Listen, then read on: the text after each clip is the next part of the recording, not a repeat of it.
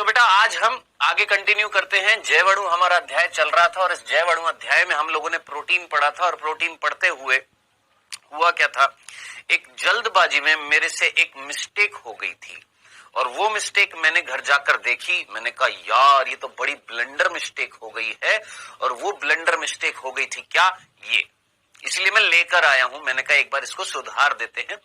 वो ये हो गई थी कि हम लोगों ने जब प्रोटीन पढ़ा था तो इस प्रोटीन में हम लोगों ने यहाँ पर किसकी बात करी थी, संयुक्त प्रोटीन की बात करी थी। संयुक्त प्रोटीन में हमने जब ग्लाइकोप्रोटीन की बात करी थी तो ग्लाइकोप्रोटीन बताते हुए ये तो बता दिया कि ग्लाइकोप्रोटीन क्या होता है, लेकिन यहाँ पर जो एग्जाम्पल मैंने दिया था वो मैंने जल्दबाजी में गलत दे दिया था। ये मेरी मिस्टेक थी और इसी मिस्टेक को मैं ही सुधारूंगा। तो सुधारने के लिए मैं आज इस सबसे पहले तो इस चीज को सुधार देता हूं और वो ये कि ग्लाइकोप्रोटीन का एग्जाम्पल जो था वो एंटी फर्टिलाइजिन नहीं था। वो कौन था, फर्टिलाइजिन था। ठीक है जी, कौन था दोस्त, वो एंटी फर्टिलाइजिन नहीं था। वो कौन था आपका, फर्टिलाइजिन था। एंटी फर्टिलाइजिन नहीं था, वो कौन था, फर्टिलाइजिन था।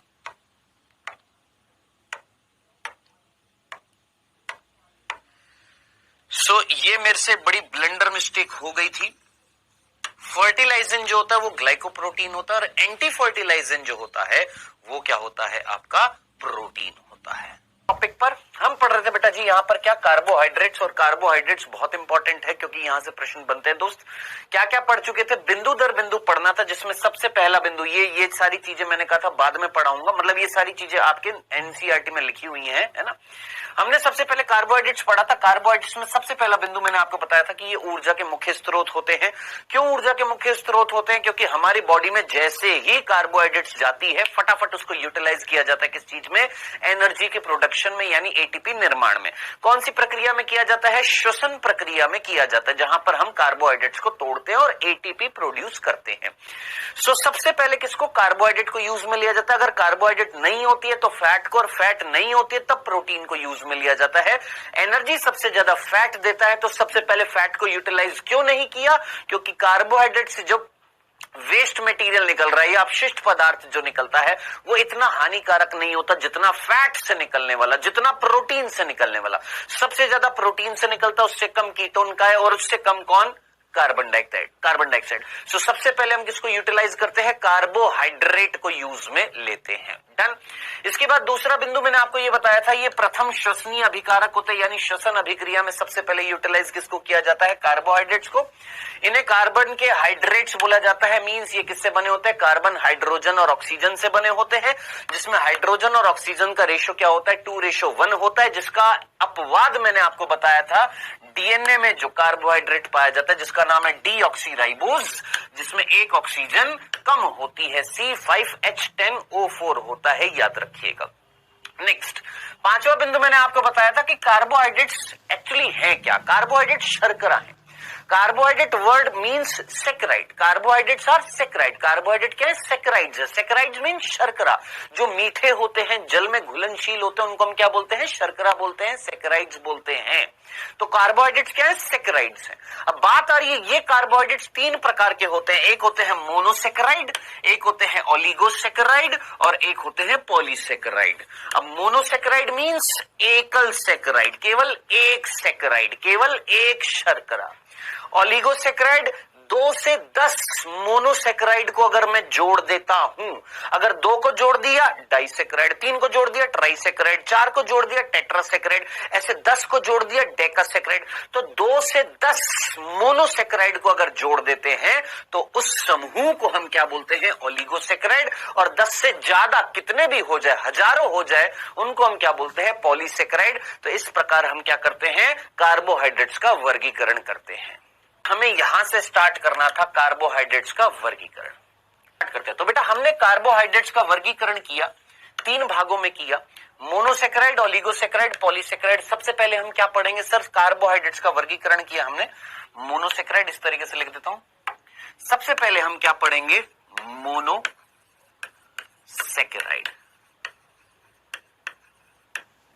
सबसे पहले क्या पढ़ने वाले हैं, मोनोसेक्राइड। पहले मोनोसेक्राइड पढ़ेंगे, फिर ओलिगोसेक्राइड पढ़ेंगे, फिर पॉलीसेक्राइड पढ़ेंगे। आइए सबसे पहले मोनोसेक्राइड की बात करते हैं। हाँ जी, सबसे पहला बिंदु और बहुत सीधा सीधा सबसे पहला बिंदु बताइए, क्या ये मोनोसेक्राइड सरलतम कार्बोहाइड्रेट है कि जटिलतम कार्बोहाइड्रेट है? हाँ जी, मोनोसेक्राइड कैसे होंगे, सरलतम है कि जटिलतम है? हाँ भैया, एकल इकाई, हजारों इकाइयां, तो सबसे सरल कौन है? मोनोसेक्राइड। तो ये कैसी होती है? सरलतम। क्या होते हैं बेटा जी? शर्करा बोल दीजिए या कार्बोहाइड्रेट्स बोल दीजिए। तो ये सबसे सरल कार्बोहाइड्रेट होते हैं। ठीक है, चलिए जी दूसरा बिंदु। अब ये है एक मोनोसेक्राइड, तुमने 2 मोनोसेक्राइड को जोड़ा, तुमने 10 मोनोसेक्राइड को जोड़ दिया। चलो, जितनी भी यहां पर दिखाई दे रही हैं, 1 2 3 4 5 6 7 8, 8 को जोड़ दिया मान लो। ठीक है, अब आप मुझे बताइएगा, जब 1 थी, यहां 2 है, यहां 8 है, बेटा इन 2 को आपस में जोड़ने के लिए कोई बंध होगा कि नहीं होगा? हाँ सर। इन 8 को आपस में जोड़ने के लिए कोई बॉन्ड है कि नहीं है? जी बिल्कुल है। सर कौन सा बॉन्ड होता है, वो बंध कौन सा होता है? तो यहां पर 2 मोनोसेक्राइड को जोड़ने के लिए जो बॉन्ड होता है उसका नाम होता है ग्लाइकोसाइडिक।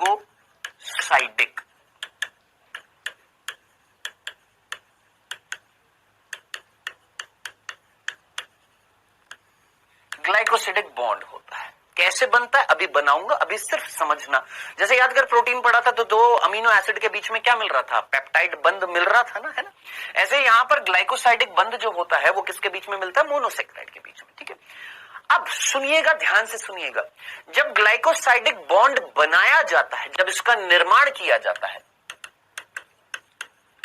जब इसका निर्माण किया जाता है तो जल का अणु निकलता है, वाटर निकलता है। आप में से कितने बच्चों को याद आ रहा है जब हमने पेप्टाइड बंध बनाया था तो जल का अणु निकला था ना? याद कर, याद कर, एक अमीनो अम्ल का अमीन समूह दूसरे अमीनो अम्ल का कार्बोक्सिलिक समूह जब आपस में जुड़े थे तो क्या निकला था? जल का अणु निकला था। ऐसे यहां पर भी 2 मोनोसेक्राइड को जब मैं जोड़ता हूं तो क्या निकलता है? क्या निकलता है? जब इन ग्लाइकोसाइडिक बंध का निर्माण होता है तो क्या निकलता है? जल निकलता है। अब आप मुझे बताइएगा, सोच समझकर मुझे बताइएगा, ध्यान से सुनिएगा, अगर मैं इन दोनों मोनोसेक्राइड के बीच में ग्लाइकोसिडिक बंध को तोड़ूंगा तो क्या चाहिए होगा? सोच, इस ग्लाइकोसाइडिक बंध को अगर मैं तोड़ता हूं, तोड़ूंगा तो क्या मुझे जल निकलेगा कि जल की आवश्यकता होगी? सर आवश्यकता होगी। किसकी आवश्यकता होगी? सर जल की, है ना? जब बनाया था तो निकला था, जब तोड़ा जाएगा तो जल की जरूरत होगी। डन, इतनी सी बात समझ में आ गई। और ये जो तोड़ने की प्रक्रिया जो होती है जिसमें जल की आवश्यकता होती है, इस प्रक्रिया को बोला जाता है हाइड्रोक्सिलीकरण। आपने केमिस्ट्री में पढ़ा होगा।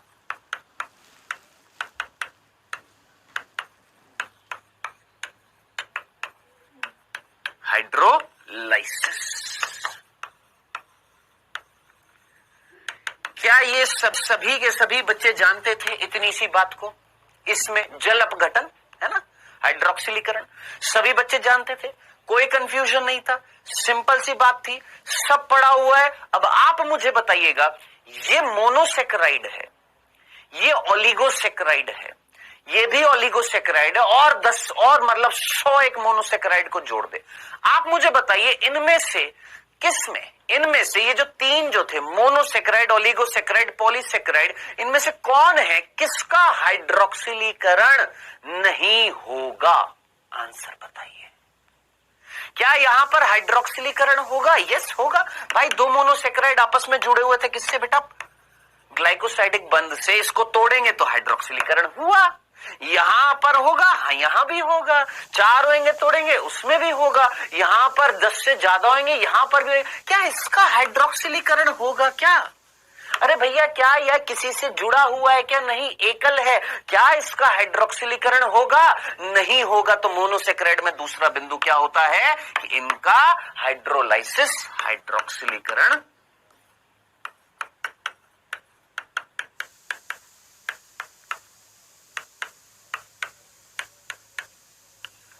नहीं होता।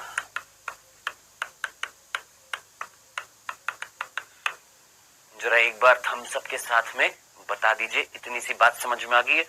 एक एक चीज को आराम से एक्सप्लेन कर रहा हूं, आराम से सुनेंगे, सारी चीज समझ में आएंगी। नहीं सुनेंगे, कहीं और ध्यान होएगा, घर के किसी और काम में ध्यान होएगा तो समझ में नहीं आएगा दोस्तों। एक सीधी सी बात है। ठीक है, तो इनका हाइड्रोक्सिलीकरण नहीं होता है। क्यों? क्योंकि ये सिंपलेस्ट इकाई है, एकल इकाई है। सिंपल सी बात समझ में आ गई। सिंपल से दो बिंदु थे, चले आगे तीसरा बिंदु। सर ये मोनोसेक्राइड को हम रिप्रेजेंट कैसे करते हैं? ये जो मोनोसेक्राइड जो होते हैं इनको हम किस तरीके से इनकी संरचना को दर्शाते हैं? इनकी जो संरचना जो होती है, इनकी संरचना को हम कैसे दर्शाते हैं? क्या हम रिंग फॉर्म में दर्शाते हैं या सीधी रेखा के रूप में दर्शाते हैं? क्या हम इनको सीधा या सीधी रेखा के रूप में दर्शा सकते हैं या रिंग फॉर्म में दर्शा सकते हैं?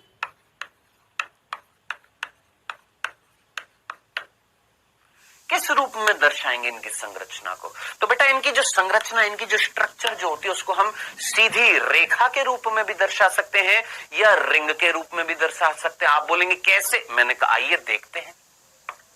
देखिए ध्यान से सुनिएगा, आप मुझे बताइएगा सबसे पहले, आप सभी ने ग्लूकोज नाम सुना है? हाँ सर, ग्लूकोज सुना है ना? ये है ग्लूकोज।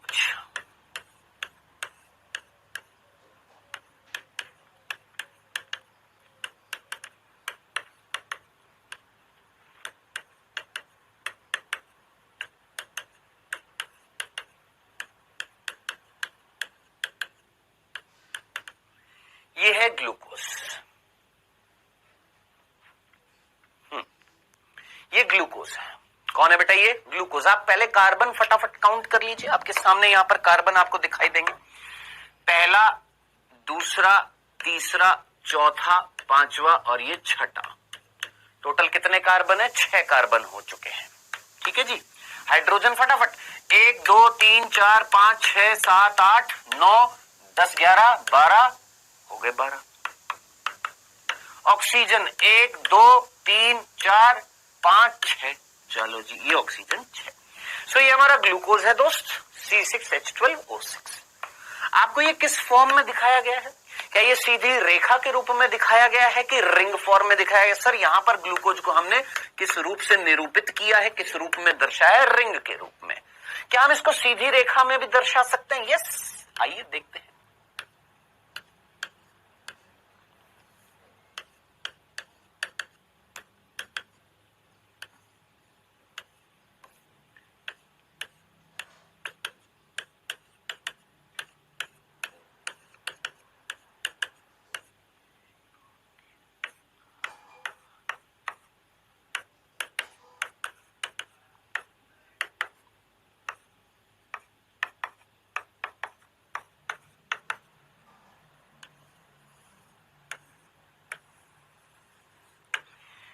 ये हमारी सीधी रेखा के रूप में भी दर्शाया हुआ है। ये कार्बन नंबर फर्स्ट है, ये सेकंड है, ये थर्ड है, ये फोर्थ है, ये फिफ्थ है और ये सिक्स्थ है। एक काम करिए, केमिस्ट्री आप सभी पढ़ते हैं, ऑर्गेनिक केमिस्ट्री आप सभी पढ़ते हैं। एक काम करिए, आराम से तसल्ली से देख लीजिए इसको। ये रिंग फॉर्म में है और ये स्ट्रेट लाइन में है, सीधी रेखा में है। चाहे ऐसे याद रख, चाहे ऐसे याद रख, ट्राई करना ये वाली संरचना याद करने की, क्योंकि केमिस्ट्री पढ़ेगा तो वहां पर आएंगी ये। हाँ जी, डन। तो बिंदु क्या था कि इनकी जो स्ट्रक्चर जो होती है मोनोसेक्राइड की, इनकी जो संरचना होती है उसको हम कैसे निरूपित करते हैं, कैसे दर्शाते हैं? तो हम रिंग रूप में भी दर्शा सकते हैं या सीधी रेखा के रूप में भी दर्शा सकते हैं। जैसे यहां पर हमने ग्लूकोज की रिंग स्ट्रक्चर भी दिखा दी है और सीधी रेखा के रूप में भी दर्शा दिया है। डन, क्लियर है? पहला जो कार्बन है वो 5वें कार्बन से जुड़ा हुआ है ऑक्सीजन के द्वारा। ये देखिए 5वां कार्बन, ये पहला कार्बन ऑक्सीजन के द्वारा जुड़ा हुआ है। डन, क्लियर है? समझ में आ गया? कितने बिंदु हो गए मोनोसेक्राइड में? मात्र 3 बिंदु है। पहला, ये सरलतम कार्बोहाइड्रेट है। दूसरा, इनका हाइड्रोक्सिलीकरण नहीं किया जा सकता। तीसरा, ये सीधी रेखा के रूप में या रिंग फॉर्म में इनको दर्शाया जा सकता है। आइए चौथे बिंदु पर बढ़ते हैं बेटा। चौथा बिंदु ध्यान से सुनिएगा। देखिए मैं स्ट्रक्चर बना रहा हूं, देखते हैं कितने बच्चे पकड़ पाते हैं।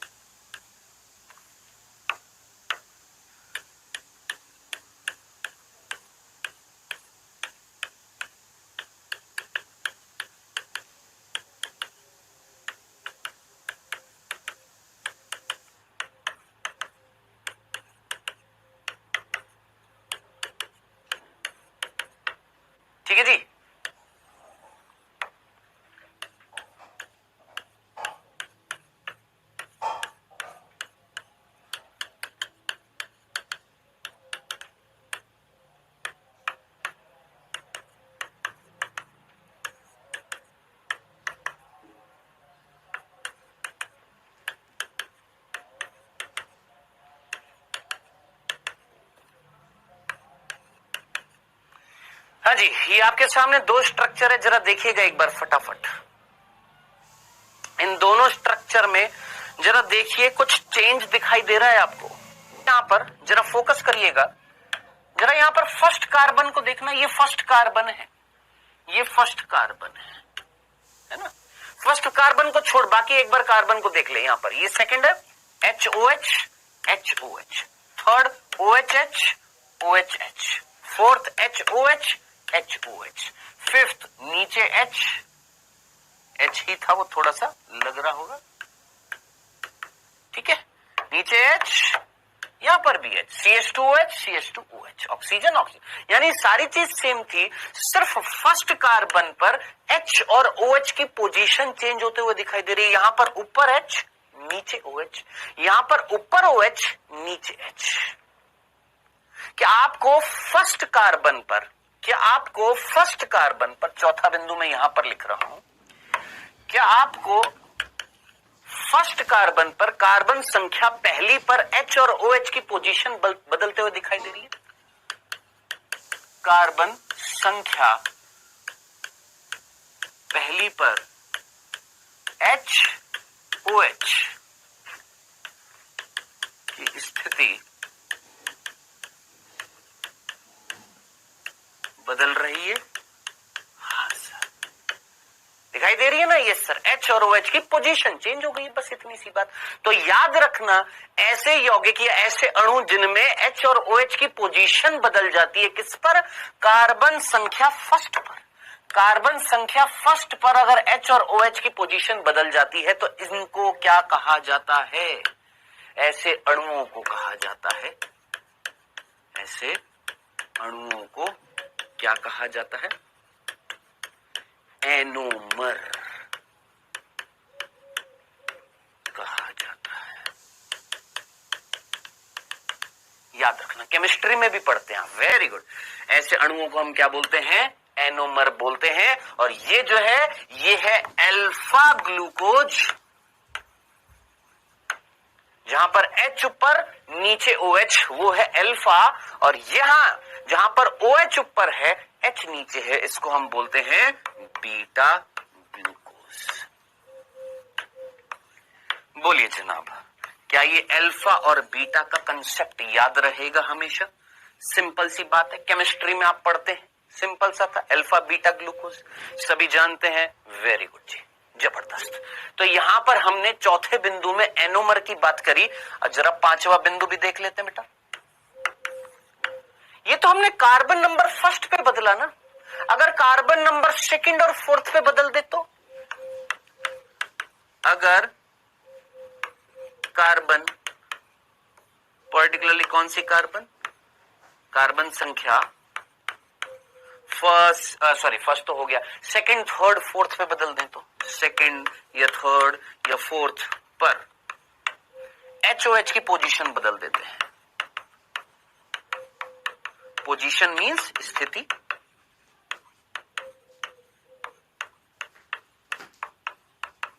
तो ऐसे मॉलिक्यूल्स को हम क्या बोलते हैं? वेरी गुड चिकारा बाबू, बहुत ही बढ़िया।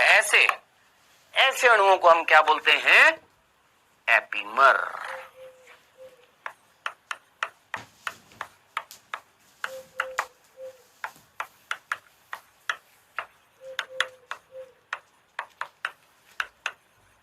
एपीमर कहा जाता है। क्या सर जी बायो में केमिस्ट्री आ गई क्या? बेटा ये जो चैप्टर है ना, ये आपके बायो में भी और केमिस्ट्री में भी है, तो एनोमर एपीमर तो यहां पर आएंगे ही आएंगे, है ना। चलिए एक एग्जांपल देख लेते हैं, फटाफट जल्दी से देखेंगे, जरा तुरंत देखेंगे, जल्दी से देख मेरे भाई, जल्दी से कोई भी बालक मुझे बताएगा ये मैंने क्या बनाया है।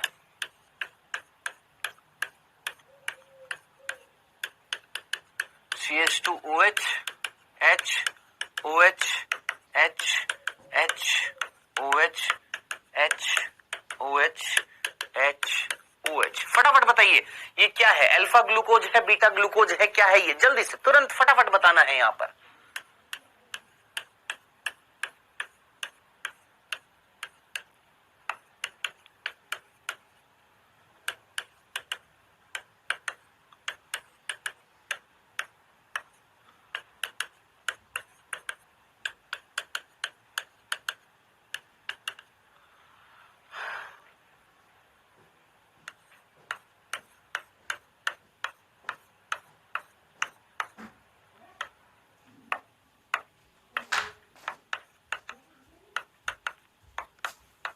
थोड़ा नीचे यहां पर लिख रहा हूं, ठीक है।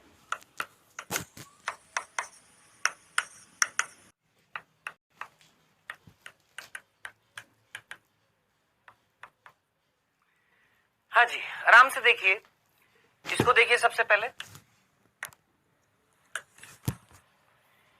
ये जो आपको दिखाई दे रहा है दोस्त, ये कौन है? ये कौन है? Alpha glucose. कौन सा ग्लूकोज है बेटा जी? ये आपका अल्फा ग्लूकोज है, ठीक है। HOH की पोजीशन, ठीक है। अब इसी ग्लूकोज को देख और इस ग्लूकोज को देख, जरा देख यहां पर, फटाफट देख, इसको देख, इसको देख। यहां पर तेरे को क्या चेंज आता हुआ दिखाई दे रहा है? सिंपल सा पूछ रहा हूं मैं यहां पर। इसको इस पर फोकस कर और देख यहां पर क्या चेंज आता हुआ दिखाई दे रहा है। Same to same HOH same है कार्बन नंबर। सेकंड कार्बन पर देख, सेकंड कार्बन, ये सेकंड कार्बन है। यहां पर थर्ड कार्बन सेम है, OHH OHH। फोर्थ कार्बन देख, HOH HOH। फिफ्थ देख, नीचे है H, नीचे H, ऊपर CH2OH CH2OH। यानी सारी चीजें सेम थी, सिर्फ और सिर्फ यहां पर चेंज कहां पर आया? सेकंड कार्बन पर चेंज आया। हमने यही तो बोला, सेकंड या थर्ड या फोर्थ पर चेंज आता है। जैसे यहां पर हम सेकंड में चेंज लेकर आए, तो ये जो सेकंड में चेंज आया है, उससे ये जो कंपाउंड, ये जो बना है, इसका नाम क्या है? तो सेकंड में अगर चेंज आता है दोस्त, सेकंड में अगर चेंज आता है यहां पर, तो ये था ग्लूकोज, और बेटा ये जो है इसका नाम है मेनोज। याद रखना, ये कौन सी शर्करा है? मेनोज शर्करा है, भूल ना जाएगा। और ये एक दूसरे के क्या है सर? ये एक दूसरे के एपीमर हैं। Done, clear. कार्बन यहां पर भी 6, हाइड्रोजन 12, ऑक्सीजन 6। जरा सोच, मेनोज में भी कार्बन कितनी है? कार्बन 6 है, हाइड्रोजन 12 है, ऑक्सीजन 6 है। यानी C6H12O6 जो तुम ग्लूकोज बोलते हो, मेनोज का सूत्र भी वही है क्या? C6H12O6। बस पोजीशन का डिफरेंस था। यहां पर कार्बन नंबर ग्लूकोज में, अगर ग्लूकोज में सेकंड कार्बन पर अगर आप चेंज कर दोगे, कौन से? सेकंड कार्बन पर चेंज कर दोगे, तो ये क्या कहलाएगी? आपकी मेनोज कहलाएगी। डन। अब इधर देख ले खुद, यहां पर तुमने यहां पर देख लिया? हाँ सर देख लिया। अब जरा यहां पर देख लो भाई, इस पर देख लो, इसको तेरा आराम से देख लेना, छोटा है लेकिन समझ में आ जाएगा। सिर्फ पोजीशन का चेंज है। हाँ जी, यहां पर कौन सी पोजीशन पर चेंज दिखाई दे रहा है तुमको? यहां पर देख फटाफट, यहां पर कौन सी पोजीशन पर चेंज दिखाई दे रहा है? सर HOH HOH, यहां पर HOH HOH, यहां पर OHH OHH, यहां पर फोर्थ कार्बन पर देख। अब की बार यहां और यहां पर तुलना कर, HOH OHH, बाकी वही CH2OH CH2OH, नीचे H। यानी फोर्थ कार्बन पर यहां पर चेंज दिखाई दे रहा है। हाँ, तो ये एक दूसरे के क्या है? एपीमर है। सर ये कौन है? ये है गैलेक्टोज। कौन है दोस्त? इसका नाम है गैलेक्टोज। तो ये कौन है? गैलेक्टोज। ये कौन है? मेनोज। तो अब आप मुझे बताइए, इसका सूत्र भी क्या है? सेम वही, C6H12O6। तो गैलेक्टोज को भी हम क्या बोलते हैं? C6H12O6। मेनोज को भी क्या बोलते हैं? C6H12O6। ग्लूकोज को भी हम क्या बोलते हैं? C6H12O6। यानी सबका सूत्र वही है, बस फर्क कितना था? H और OH की पोजीशन का फर्क था। ठीक है। अब आपसे एक छोटी सी चीज पूछ लूं, अब आप मुझे बताइएगा ये कौन है? ये अल्फा गैलेक्टोज है कि बीटा गैलेक्टोज है? जरा जल्दी से मुझे आंसर बताइए फटाफट। फर्स्ट पोजीशन पर देख, फर्स्ट पोजीशन पर देख, फर्स्ट पोजीशन पर देख। ये तीनों के तीनों क्या है? अल्फा है। ये भी अल्फा, ये भी अल्फा, ये भी अल्फा। क्यों? HOH HOH HOH। डन। अगर यहां पर मैं यहां पर OH कर देता और यहां पर H कर देता, तो ये क्या होता? Beta galactose. यहां पर OH और यहां पर H कर देता तो ये क्या कहलाता? Beta mannose. यहां पर OH और यहां पर H कर देता तो ये क्या कहलाता? बीटा ग्लूकोज कहलाता। बस इतनी सी बात थी, सिंपल सी बात समझनी थी।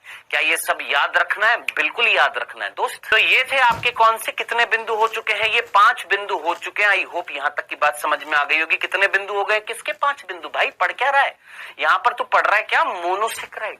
मोनोसेक्राइड में पहला, दूसरा, तीसरा, उसके बाद ये चौथा और ये पांचवा। 5 बिंदु हो चुके। अब आगे बढ़ते हैं छठा बिंदु। छठा बिंदु मोनोसेक्राइड में जो हम पढ़ने वाले हैं वो पढ़ने वाले हैं वर्गीकरण। क्या? मोनोसेक्राइड का वर्गीकरण। किसका वर्गीकरण देखने वाले हैं बेटा? मोनोसेक्राइड जो है उनका हम क्या देखने वाले हैं? वर्गीकरण देखने वाले हैं। आइएगा, देखिए मोनोसेक्राइड का मतलब क्या था? सिंपल, जैसे हमने दर्शाया कि ये एक मोनोसेक्राइड है, एकल इकाई है ना, ये एक मोनोसेक्राइड है। 2 मोनोसेक्राइड को जोड़ दे, 3 को जोड़ दे तो वो अलग चीज है, वो ओलिगोसेक्राइड है। और बहुत सारों को जोड़ दो, पॉलीसेक्राइड। ठीक है सर। मोनोसेक्राइड जिसका हम फर्दर हाइड्रोक्सिलीकरण नहीं करते, क्योंकि ग्लाइकोसाइडिक बंध कहां बन रहा है? 2 मोनोसेक्राइड को जोड़ेगा तब बनेगा ना ग्लाइकोसाइडिक बंध, है ना, तो इनका हाइड्रोक्सिलीकरण पॉसिबल नहीं है। ठीक है सर। अब यहां पर हम मोनोसेक्राइड का वर्गीकरण कर रहे हैं, किस आधार पर? कार्बन की संख्या के आधार पर। कार्बन की संख्या के आधार पर, कार्बन की संख्या के आधार पर हम क्या करने वाले हैं? इनका वर्गीकरण करने वाले हैं।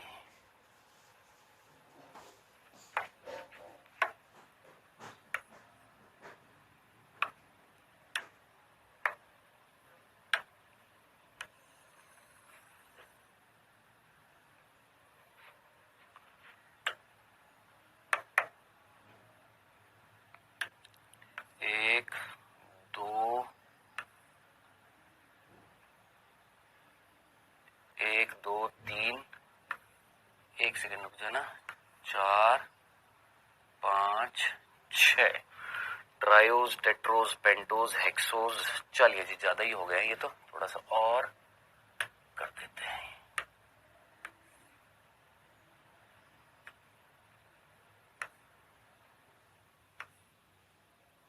ओके जी,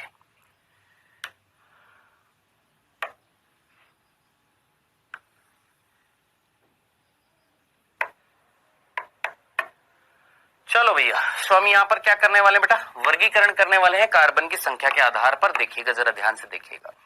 मैंने तेरे से बोला कि ये एक मोनोसेक्राइड है, जस्ट समझाने के लिए, ये इतना सा, ये एक मोनोसेक्राइड है, ठीक है, जिसका हाइड्रोक्सिलीकरण नहीं है पॉसिबल। ठीक है। अब ये जो मोनोसेक्राइड जो है, इस मोनोसेक्राइड के अंदर अगर कार्बन 3 हुई, यहां पर अगर कार्बन 3 हुई, कितनी कार्बन है?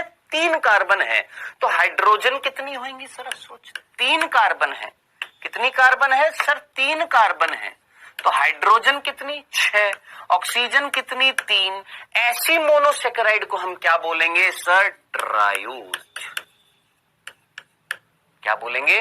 ट्रायोज। कौन सी शर्करा है ये? ट्रायोज शर्करा। डन। कार्बन 3 है, हाइड्रोजन 6 है, ऑक्सीजन 3 है। सिंपल सी बात है, कार्बन 3 है तो ऑक्सीजन भी 3, हाइड्रोजन दुगनी 6। डन। अब मैंने तेरे से कहा, मान ले यहां पर कार्बन 4 है, कार्बन 4 है तो ऑक्सीजन भी 4, हाइड्रोजन दुगनी 8। कार्बन 5 है, ऑक्सीजन भी 5, हाइड्रोजन दुगनी 10। कार्बन 6 है, ऑक्सीजन उतनी, हाइड्रोजन दुगनी 12।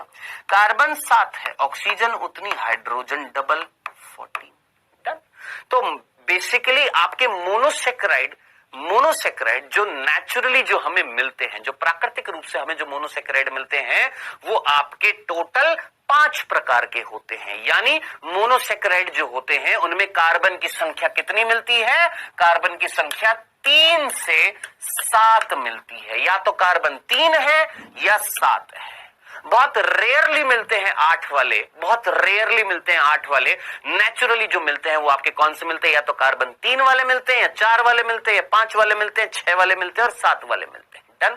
अब इनके नाम क्या है सर? पहला जो था ट्रायोज, ट्रायोज मींस 3 कार्बन। 4 वाले जो होंगे उनको हम क्या बोलेंगे? टेट्रोज। 5 वाले जो होंगे मोनोसेकेराइड उनको हम क्या बोलेंगे? पेंटोज। 6 वालों को क्या बोलते हैं? हेक्सोज।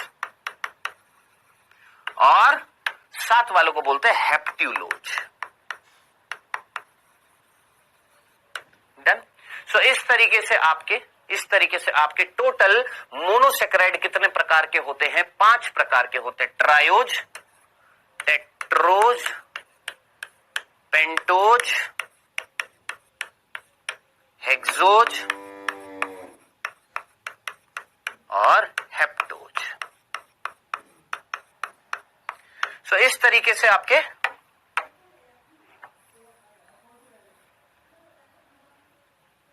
टोटल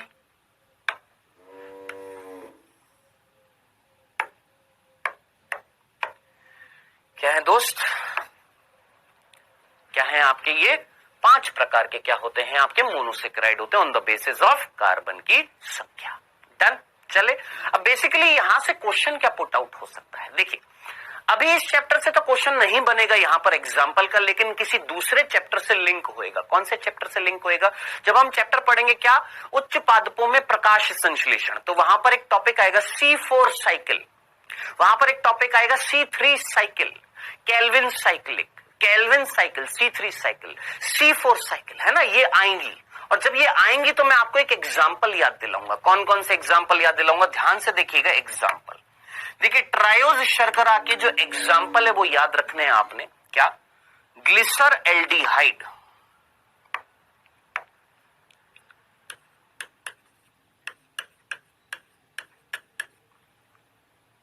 इंग्लिश में ही लिखना पड़ेगा, ग्लिसर एल्डिहाइड या ग्लिसरिक एल्डिहाइड। दूसरा example dihydroxy acetone, dihydroxy acetone. ये दोनों एग्जाम्पल आपको याद रखने हैं। ये कैसे याद रखेंगे? इसको याद रखने के लिए तरीका बहुत सिंपल सा है। जब चैप्टर आएगा आपका उच्च पादपों में प्रकाश संश्लेषण, तो वहां एक वर्ड आएगा पागल। क्या सर? पागल? आप हो क्या? ध्यान से सुन, ये एक वर्ड दिखाई देगा तेरे को वहां पर, ये एक वर्ड दिखाई देगा। कौन से? प्रकाश संश्लेषण चैप्टर में। क्या? पागल। फॉस्फोग्लिसरिक एल्डिहाइड या फॉस्फोग्लिसर एल्डिहाइड, फॉस्फोग्लिसर एल्डिहाइड। ठीक है, अगर मैं फॉस्फो यानी फॉस्फेट हटा देता हूं तो क्या है? ग्लिसर एल्डिहाइड। ये है ग्लिसर एल्डिहाइड, GAL। तो पागल में पा हटा दे, गल से याद रख लेना। कौन? ग्लिसर एल्डिहाइड। ठीक है, ये तो हो गया पागल। चलो जी, अब ये कौन था? आप में से कई बच्चों ने वो एक गेम खेला होगा, कौन सा? वो छुपन छुपाई खेला है, बचपन में खेला होगा छुपन छुपाई। हाँ, छुपन छुपाई में हमारे यहाँ पर जो छुपन छुपाई होती थी उसमें क्या होता था? एक व्यक्ति आंख पे ऐसे हाथ करके खड़ा हो जाता था, बाकी दोस्त छुप जाते हैं ना, फिर वो जाकर ढूंढता था, और ढूंढता था तो कोई दिखाई दे देता था, क्या बोलता था? धप्पा। क्या बोलता था? धप्पा। याद आ रहा है? क्या बोलता था? धप्पा। क्या बोलता था? धप्पा या धाप, इस तरीके से। याद आ रहा है? हाँ सर। तो तुमने कहीं ना कहीं अपनी छाप छोड़ी, तो अपनी छाप या धाप से याद रखना DHAP, डाई हाइड्रोक्सी, या धप्पा से याद रख लेना di hydroxy acetone phosphate. Again यहां से अगर मैं फॉस्फेट उड़ा दूं, ये फॉस्फेट हटा दूं, तो क्या बच गया? Di hydroxy acetone. बचा कि नहीं बचा? हाँ, धाप बच गया ना। तो डाई हाइड्रोक्सी एसीटोन फॉस्फेट में से अगर फॉस्फेट हटा दे तो क्या बचता है? Di hydroxy acetone. What is di hydroxy acetone? एक ट्रायोज शर्करा है, DHA। तो DHA कौन है? शर्करा है। पागल में गल जो है वो भी क्या है? शर्करा है। यानी इन दोनों एग्जाम्पल में अगर आप फॉस्फेट को हटा देते हैं तो बचा कुचा जो मटेरियल है वो कौन है? एक शर्करा है। तो अब आप खुद सोचिए, दिमाग को तेजी से दौड़ाइए और दिमाग लगाइए, क्या मैं इनको मॉडिफाइड शर्करा बोल सकता हूं या मॉडिफाइड मोनोसेकेराइड बोल सकता हूं? सोच, क्या तुमने यहां पर मोनोसेक्राइड, कौन सी मोनोसेक्राइड, ट्रायो कर दिया, उसके साथ फॉस्फेट लगा दी। ये जो यहां पर लिखा है, अगर यहां से फॉस्फेट हटा दिया जाए तो क्या बचेगा सर, ये बचेगा। और ये कौन है सर, ये शर्करा है, कौन सी, मोनोसेक्राइड, कौन सी, ट्रायोज। तो यहां पर तुमने ट्रायोज मोनोसेक्राइड को मॉडिफाई कर दिया। यस सर, कैसे, उसके साथ क्या जोड़ दिया, फॉस्फेट जोड़ दिया। डंडना डंडन, ये याद रखना, आएगा चैप्टर आएगा आपका रेस्पिरेशन आएगा, कौन सा, पादपों में श्वसन चैप्टर आएगा, वहां पर आएंगे ये वर्ड, पादपों में श्वसन चैप्टर आएगा, वहां पर आएंगे ये वर्ड। ठीक है, चलिए जी आगे बढ़ते हैं। टेट्रोज शर्करा, सर इसके उदाहरण क्या याद रखने, इसके दो उदाहरण याद रखने, एक है एरिथ्रोज और एक है एरिथ्रुलोज। सर ये याद रखना, बिल्कुल याद रखना। सर ये कहां पर आएगा, प्रकाश संश्लेषण चैप्टर में आएगा, जहां पर तुम पढ़ोगे C3 साइकिल, कैल्विन साइकिल, वहां पर आएगा ये एरिथ्रोज एरिथ्रुलोज। क्या ये याद रखने, बिल्कुल जनाब याद रखने हैं। नेक्स्ट, पेंटोज शर्करा, क्या ये याद रखनी है, ये तो 100% याद रखनी है, पेंटोज बिल्कुल याद रखनी है, बिल्कुल याद रखनी है। राइबोज, राइब्यूलोज, अरेबिनोज, मैं छोटा छोटा लिखता हूं क्योंकि यहां पर 3-4 एग्जाम्पल हैं। राइबोज, राइब्यूलोज, क्या आप मेरे साथ लिखते जा रहे हैं, सारे के सारे बच्चे मेरे साथ साथ लिखते जाइएगा। राइबोज, राइब्यूलोज, अरेबिनोज और स्टार बनाकर लिख रहा हूं यहां पर डीऑक्सीराइबोज।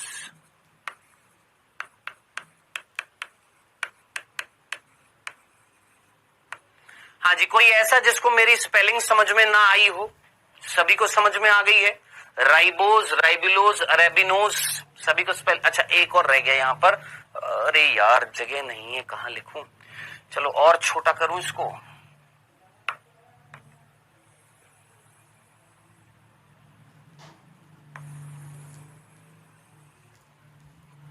और छोटा करके लिखते हैं यहां पर, ribose, ribulose, xylulose, arabinose, ARA, arabinose. ठीक है, सो 4 ये और 5वां डीऑक्सीराइबोज। हाँ जी,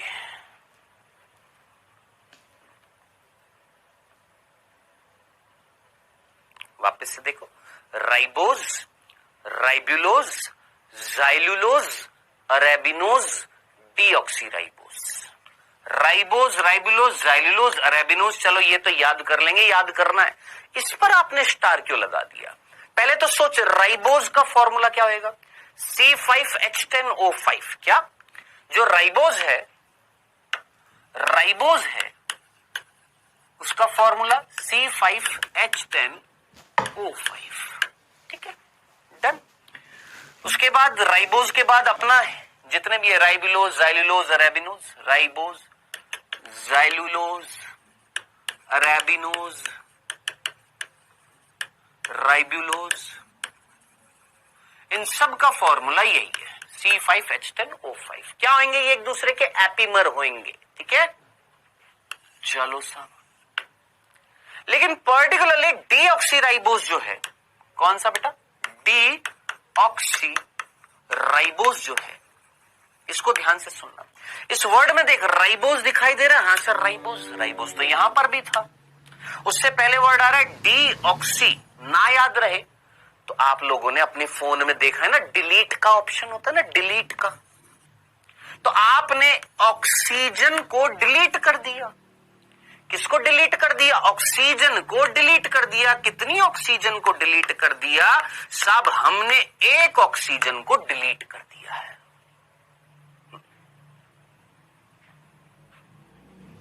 एक ऑक्सीजन को हमने क्या कर दिया है, डिलीट कर दिया है। कहां पर डिलीट कर दिया है सर जी, किधर से डिलीट कर दिया है, कहां पर, कौन सी पोजीशन पर से डिलीट कर दिया है, ये बहुत इंपॉर्टेंट है। कौन सी पोजीशन पर डिलीट किया है, इधर देख।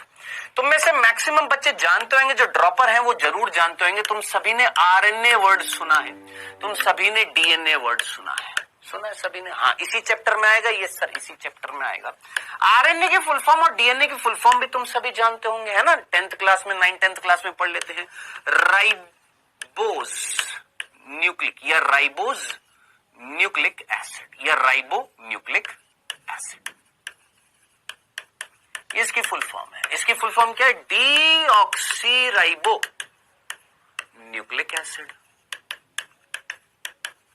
सर जी यहां पर डीऑक्सी राइबो वर्ड आ रहा है, यहां पर राइबो वर्ड आया है। राइबो वर्ड कहां से आया है, राइबोज से। और ये डीऑक्सी राइबो कहां से आया, डीऑक्सी राइबोज से। ये कौन है गुरु, ये शर्करा है। तो आपके आरएनए में शर्करा जो मिलती है उसका नाम क्या है, राइबोज। और डीएनए में जो शर्करा मिलती है उसका नाम है डीऑक्सी राइबोज। आप में आरएनए में जो शर्करा होती है वो कौन सी होती है, राइबोज। और डीएनए में जो शर्करा होती है वो कौन सी होती है, डीऑक्सी राइबोज। जरा सर इनका रिंग फॉर्म बता दीजिए।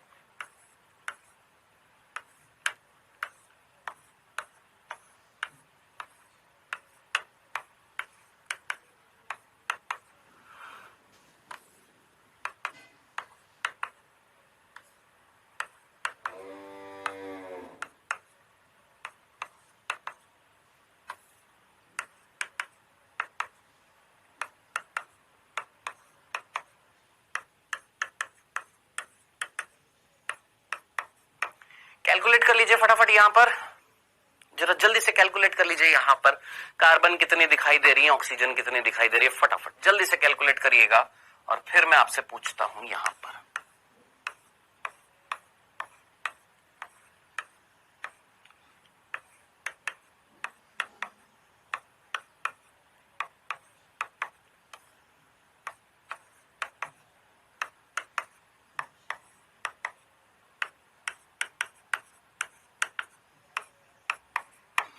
सेम टू सेम बनाया मैंने यहां पर।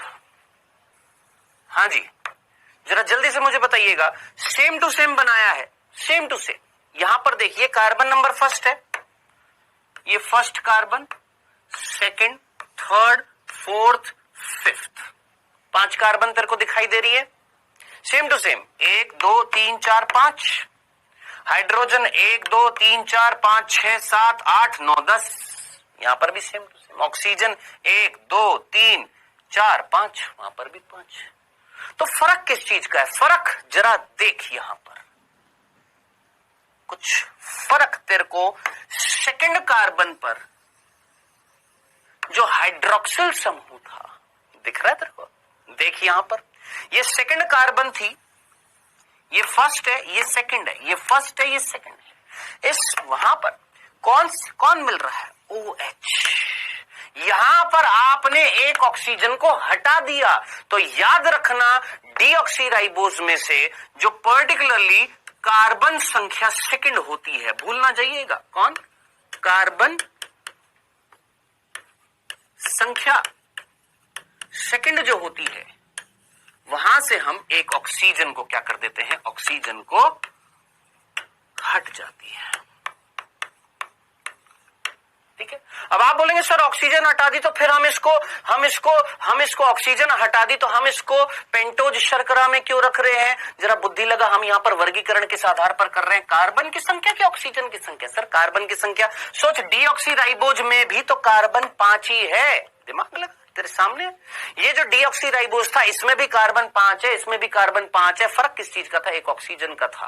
तो ये कार्बन की संख्या की ऑक्सीजन की संख्या, सर कार्बन की संख्या। सोच डीऑक्सीराइबोज में भी तो कार्बन 5 ही है, दिमाग लगा तेरे सामने।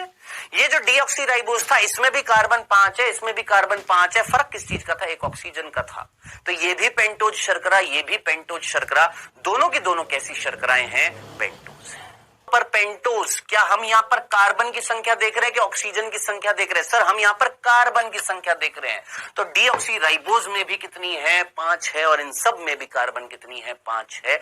यहां पर एक ऑक्सीजन हट जाती है। अब आप बोलेंगे सर क्यों हट गई, किस लिए हट गई, क्या रीजन था हटने का? तो जब इसी चैप्टर में तुम पढ़ोगे, क्या डीएनए जो होता है वो ज्यादा स्टेबल होता है। क्या बोलते हैं? अभी के अभी पढ़ ले, अभी के अभी सुन ले, ध्यान से सुन ले, एडवांस में चीज पढ़ ले। आपसे प्रश्न पूछा जाएगा, ये भी न्यूक्लिक अम्ल है, ये भी न्यूक्लिक अम्ल है, ये भी न्यूक्लिक एसिड है, ये भी न्यूक्लिक एसिड है, इन दोनों में से स्टेबल कौन होता है? इन दोनों में से आनुवांशिक पदार्थ आप किसको बोलोगे? दिमाग लगाओ, जरा जल्दी से सोचो, इनमें से कौन जेनेटिक मटेरियल है? डीएनए के आरएनए, जरा फटाफट बता जल्दी से, कौन जेनेटिक मटेरियल इन दोनों में से? जेनेटिक मटेरियल कौन होता है? आनुवांशिक पदार्थ कौन होता है? सर आनुवांशिक पदार्थ डीएनए होता है। क्यों? आप क्या चाहते हो? एक आनुवांशिक पदार्थ कैसा हो? स्टेबल हो कि अनस्टेबल हो? सिंपल सी सोच।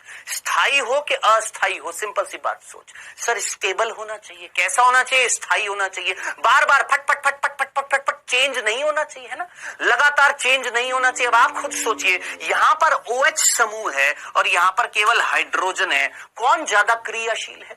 केमिस्ट्री में पढ़ते हो यार, एल्डिहाइड, कीटोन, अल्कोहल पढ़ते हो ना, ये रिएक्टिव ग्रुप होते हैं या नहीं होते हैं? क्रियाशील समूह होते हैं या नहीं होते हैं? यहां पर OH समूह मिल रहा है, यहां पर सिर्फ हाइड्रोजन है, कौन जल्दी से क्रिया कर लेगा? सोचो, दिमाग लगाओ, इनमें से कौन जल्दी से क्रिया कर लेगा? OH के हाइड्रोजन? Sir OH। और अगर ये जल्दी से क्रिया कर लेगा तो ये फटाफट बदल जाएगा, और ये फटाफट बदल जाएगा। तो आप कैसा जेनेटिक मटेरियल चाहते हो? सर हम एक ऐसा जेनेटिक मटेरियल चाहते हैं जो स्टेबल हो, बार बार ना बदले, मम्मी पापा से अगली पीढ़ी में जाना है, फटफट फटफट चेंज होता रहे, क्या ऐसा चाहते हैं क्या? नहीं ना, स्टेबिलिटी चाहते हैं ना जेनेटिक मटेरियल में। तो स्टेबिलिटी किस में मिलेगी? डीएनए में। क्यों? क्योंकि डीएनए में जो शर्करा मिल रही है वो स्टेबल है, ज्यादा रिएक्टिव नहीं है। बेटा जी पेंटोज शर्करा के आगे बढ़ते हैं, यहां पर हेक्सोज शर्करा। हेक्सोज शर्करा यानी कार्बन। आप मुझे फटाफट बता दीजिए, क्या इसका एग्जाम्पल ग्लूकोज है? क्या इसका एग्जाम्पल अभी अभी तुमने देखे थे एपीमर, मेनोज है? क्या इसका एग्जाम्पल गैलेक्टोज है? क्या इसका एग्जाम्पल फ्रक्टोज होता है? और फिर एक बार और स्टार बनाकर लिख देता हूं, रेमनोज। अब सर ये रेमनोज पर क्यों स्टार लगा दिया? कुछ ना कुछ होगा। इसका फॉर्मूला C6H12O6, इसका फॉर्मूला C6H12O6, इसका भी सेम, इसका भी सेम। रेमनोज जो होता है इसका फॉर्मूला होता है C6H12O5। एक ऑक्सीजन यहां पर भी क्या हो जाती है? डिलीट हो जाती है। किसमें से? रेमनोज में से। याद रखना, रेमनोज जो होता है, ये जो शर्करा जो होती है, इसमें एक ऑक्सीजन डिलीट हो जाती है। तो कार्बन अभी भी 6 है। एग्जाम्पल ये अभी भी किसका होएगा? हेक्सोज शर्करा का होएगा। क्या ये सब कुछ याद करना पड़ेगा? भैया सबको याद करना पड़ता है, आपको भी याद करना पड़ेगा। चलो थोड़ा सा हम ये कर देते हैं कि सर याद नहीं कर पाएंगे, केवल एक ही एग्जाम्पल याद रखना है इसका, और वो है sedoheptulose. Sedo SEDO, sedoheptulose. ये है टोटल आपके एग्जाम्पल। आगे डन, क्लियर है? ये भी मेनली आपके कार्बन नंबर सेकंड से ही हटता है। चल सो ये था मोनोसेकेराइड का आपका क्या वर्गीकरण। ये था हमारा छठा बिंदु। ये मोस्ट इंपॉर्टेंट बिंदु है, ये याद रखना, इंपॉर्टेंट है, स्टार बना रहा हूं, बालक बालिकाओं याद रखना है। आइए सातवां बिंदु, ये थोड़ा सा समझाया है, सातवां बिंदु, और वो है इंपॉर्टेंट। जो सातवां बिंदु है वो भी इंपॉर्टेंट है। अब क्या क्या इंपॉर्टेंट है ध्यान से सुन। कुछ एग्जाम्पल मैंने यहां पर लिखे थे बेटा, लिखे थे। जैसे क्या आपने ग्लूकोज नाम सुना? हां सर ग्लूकोज। जरा जल्दी से मुझे बताइए, क्या ग्लूकोज को हम ब्लड शुगर बोल सकते हैं? सोचना, रक्त शर्करा।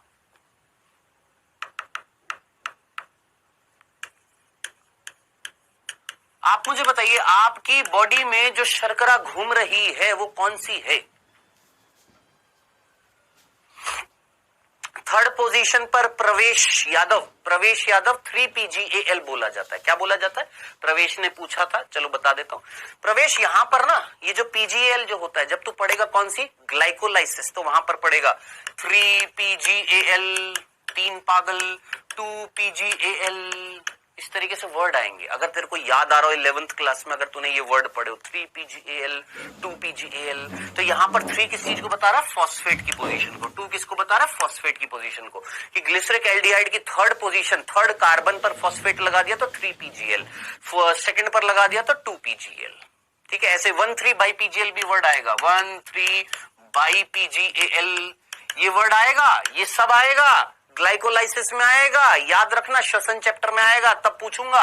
1,3 बाई PGL में जरा सोच, PGAL के आगे क्या लगा दिया? 1,3 बाई 1,3 बाई PGL में जरा सोच, PGAL के आगे क्या लगा दिया? 1,3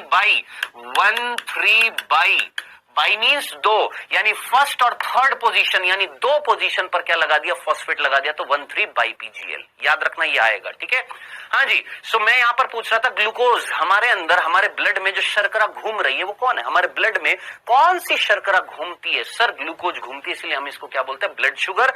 एक और नाम याद रखना, इसको हम ग्रेप शुगर भी बोलते हैं। ठीक है, अब यहां पर मैं इसको अंगूर शर्करा नहीं बोल रहा हूं, लिखने को आप लिख सकते हैं अंगूर शर्करा, क्योंकि मैक्सिमम अंगूर में जो शर्करा मिलती है वो कौन सी होती है? आपकी ग्लूकोज होती है। तो ये दोनों वर्ड याद रखना। ग्लूकोज को हम क्या बोलते हैं बेटा जी? ग्रेप शुगर या ब्लड शुगर बोलते हैं। सिंपल सी बात थी, आराम से ये याद हो जाएगा। नेक्स्ट, दूसरा फ्रक्टोज। हाँ जी, फ्रक्टोज याद रखना, भूलना नहीं है। आपसे कोई पूछे कौन सी शर्करा सबसे मीठी होती है? स्वीटेस्ट शुगर, सबसे मीठी।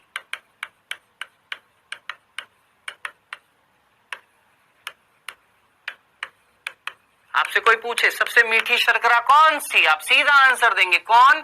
फ्रक्टोज जो होती है ये कैसी होती है? मिठास से भरपूर होती है। फ्रक्टोज जो होती है वो स्वीटेस्ट क्या होती है? शर्करा होती है। हाँ जी, ठीक है। स्वीट शुगर भी बोला जाता है इसको, क्या बोला जाता है? स्वीट शुगर भी बोला जाता है। Done done, clear.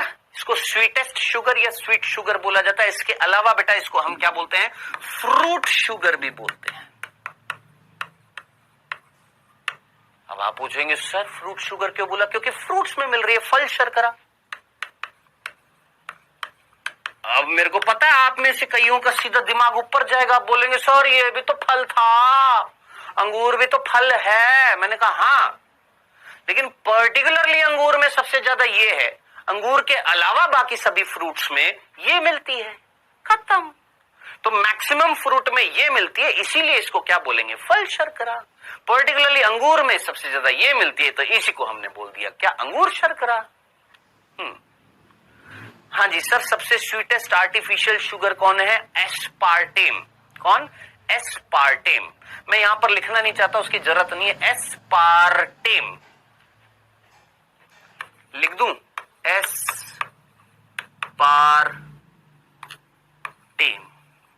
ये क्या है? आर्टिफिशियल स्वीटनर होता है। क्या मतलब आर्टिफिशियल स्वीटनर का? मतलब आप मुझे बताइए, एक कारखाना है बड़ा सा, मान लो मिठाई का है, मिठाई बन रही है बहुत बड़े लेवल पर, और वहां पर कब तक चीनी डालेंगे? भाई सब चीनी भी महंगी होती जा रही है, तो कोई उसका कोई दूसरा ऑल्टरनेटिव, कोई दूसरी उसकी जगह कोई चीज जो सस्ती हो और मिठास से भरपूर हो। तो एस्पार्टेम वो केमिकल है जो एक आर्टिफिशियल स्वीटनर की तरह यूज में लिया जाता है। ठीक है जी, चलें आगे। सो ये फ्रक्टोज स्वीटेस्ट शुगर है, फ्रूट शुगर है। अच्छा एक और चीज, इसको हम हनी शुगर भी बोलते हैं। हाँ जी, याद रखना, इसको हम क्या बोलते हैं? हनी शुगर, मधु शर्करा। ठीक है जी, ये याद रखना पूरा। क्या ये सब कुछ याद रखना है? बिल्कुल मेरे भाई, सब कुछ याद रखना है। ब्लड शुगर, ग्रेप शुगर किसको बोला जाता है? आपके ग्लूकोज को। Sweet sugar, fruit sugar, Honey sugar ये किसको बोला जाता है गुरु? आपके फ्रक्टोज को। ये सारे वर्ड देख, इससे संबंधित ये 2 वर्ड, इससे संबंधित ये 3 वर्ड, ये सारे के सारे आपने याद रखने, खत्म, खल्लास, डन। नेक्स्ट आ जाते, कितने हो गए, 2 एग्जाम्पल हो गए। तीसरा एग्जाम्पल इज गैलेक्टोज। गैलेक्टोज बेटा इसको बोला जाता है ब्रेन शुगर।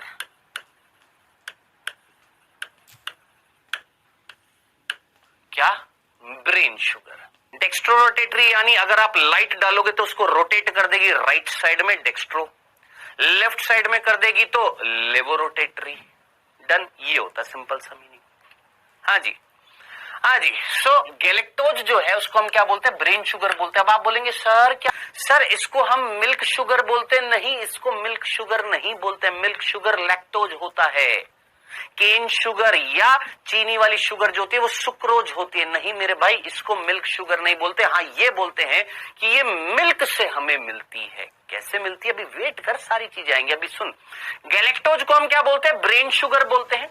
क्या बोलते हैं, ब्रेन शुगर बोलते हैं। गेन शुगर बोल रहा हूं, ब्रेन शुगर बोलते हैं।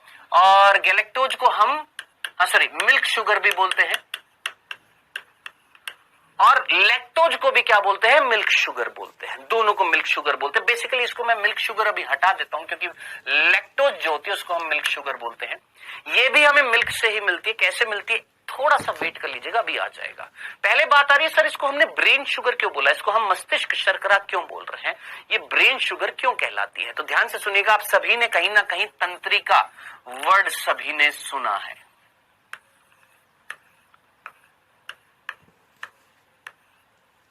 देखी भी होगी, पढ़ी हुई भी होगी, है ना। सभी ने तंत्रिका की बात करी हुई होगी, ठीक है। अब ये जो तंत्रिका जो होती है इसके ऊपर एक आवरण होता है जिसका नाम होता है माइलिन।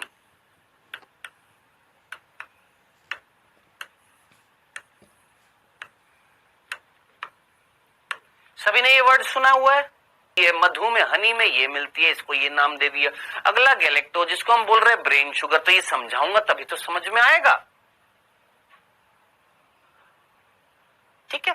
सो गैलेक्टोज जिसको हम क्या बोल रहे हैं, ब्रेन शुगर बोल रहे हैं। क्यों बोल रहे हैं, ध्यान से सुनिए। ये हमारी तंत्रिका, इस तंत्रिका पर एक आवरण होता है जिसका नाम होता है माइलिन, ठीक है। और ये माइलिन के अंदर एक केमिकल मिलता है।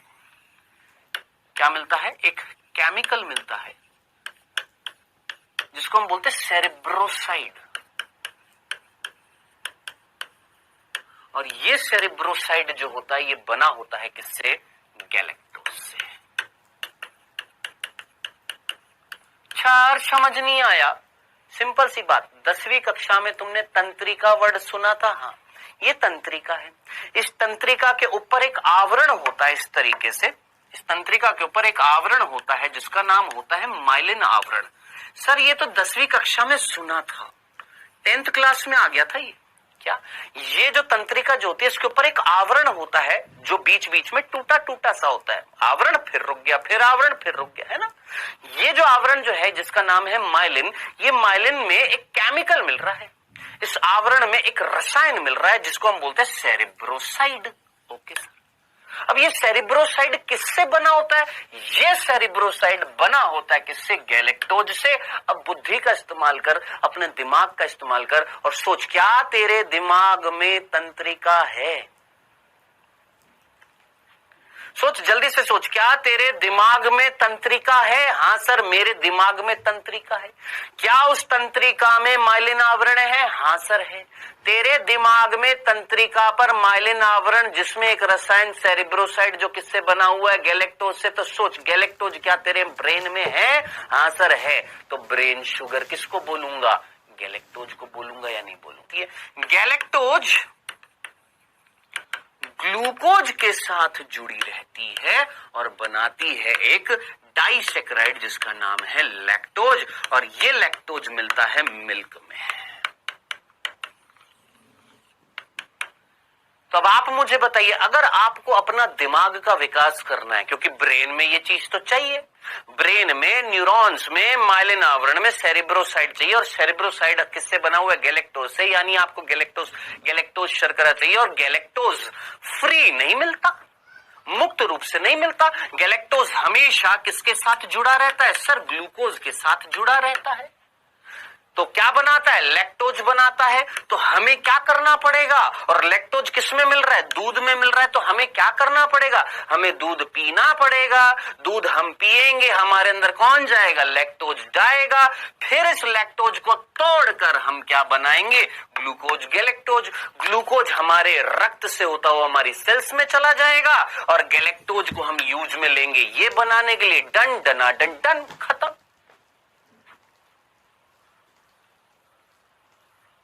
बोल आई बात कि नहीं आई समझ में? जरा एक बार थम्स अप के निशान के साथ हमको बताइएगा। हाँ जी सर, मेरे अंदर तंत्रिका नहीं है इसलिए मेरे पास दिमाग नहीं है। Very good. हाँ जी, आ गई ये बात समझ में? वेरी गुड, बहुत ही बढ़िया। पढ़ने वाले बालक जरा हाँ भरिएगा। आ गया, बहुत ही बढ़िया। चलिए जी, वेल डन। ना पढ़ने वाले बालक, पढ़ना तो आपको भी पड़ेगा, ठीक है? तो ये हमेशा गैलेक्टोज फ्रीली नहीं मिलती है, फ्री फॉर्म में नहीं मिलती है, ये मुक्त रूप से नहीं मिलती है, ये किसी के साथ जुड़कर बनी रहती है। किसके साथ? ग्लूकोज के साथ जुड़कर क्या बनती है? लैक्टोज बनती है। ठीक है, डन। चलिए जी, ये था हमारा कौन? गैलेक्टोज। एक लास्ट, कितनी हो गई है बेटा हमारी? 3 और 1 4। लास्ट थी कौन सी हमारी? मेनोज। एक लास्ट थी, चौथी जो है उसके बारे में और बात कर लेते हैं, मेनोज। बाकी इतनी ही सफिशिएंट है। मेनोज जो होती है, याद रखना, इसको हम एग शुगर भी बोल देते हैं कई बार। क्या बोल देते हैं? Egg sugar. Egg sugar sir, egg sugar यानी अंडे में शर्करा मिलती है। अंडे में शर्करा मिलती, अंडे में शर्करा मिलती है। मैंने कहा आप में से कितने बच्चों को याद है? याद करिए, आपने कहीं ना कहीं ग्लाइको प्रोटीन पढ़ा था।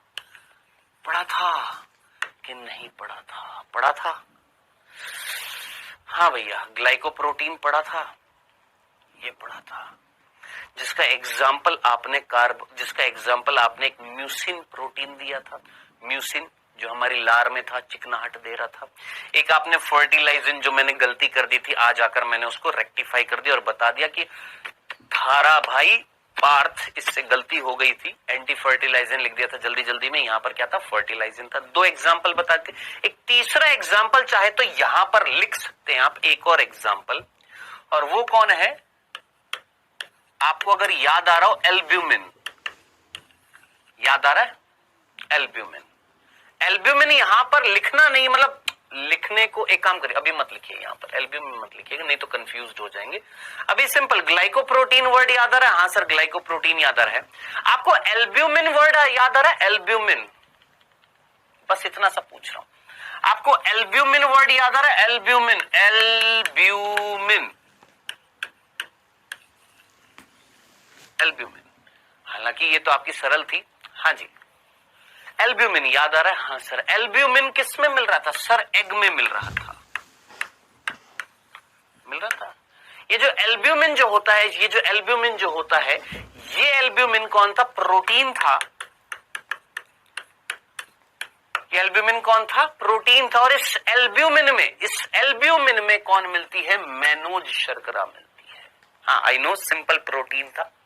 इस एल्ब्यूमिन में क्या मिलती है? मेनोज शर्करा मिलती है। एल्ब्यूमिन में कौन मिलती है?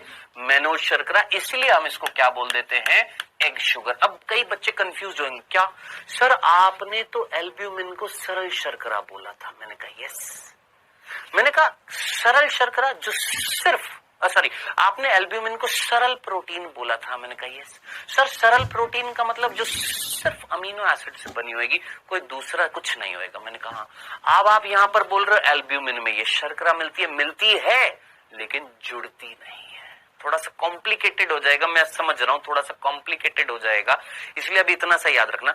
एल्ब्यूमिन प्रोटीन, उसमें ये शर्करा है, लेकिन ये दोनों फ्यूज्ड नहीं हुए हैं। अगर ये दोनों फ्यूज्ड हो जाते, प्रोटीन और शर्करा फ्यूज्ड हो जाते, जुड़ जाते, तो क्या बनता? ग्लाइकोप्रोटीन बन जाता। ठीक है। सो अभी याद रखना कि मैनोज शर्करा किस में मिलती है, एग में मिलती है, इसलिए हम मैनोज को क्या बोल देते हैं, एग शुगर बोल देते हैं। गैलेक्टोज जिसको हम ब्रेन शुगर बोलते हैं, ठीक है, याद रखिएगा। उसके अलावा ग्लूकोज जिसको ब्लड शुगर, ग्रेप शुगर बोलते हैं। फ्रक्टोज जिसको स्वीटेस्ट शुगर या sweet sugar, fruit sugar, Honey sugar बोला जाता है। ये सारे वर्ड याद रखना। ये था 7वां बिंदु जो इंपॉर्टेंट था। क्या पढ़ रहे हैं गुरु हम यहां पर? सोच, हम यहां पर पढ़ क्या रहे हैं? हम यहां पर किसकी बात कर रहे हैं? हम यहां पर मोनोसेक्राइड पढ़ रहे थे और इन मोनोसेक्राइड में ये टोटल हमारे 7 बिंदु थे जो आपको याद रखने थे, ये सारे के सारे। अब सोच, मोनोसेक्राइड के बाद अब अगली बारी किसकी आएगी? मोनोसेक्राइड खत्म हो चुका है, अब अगली बारी किसकी आएगी?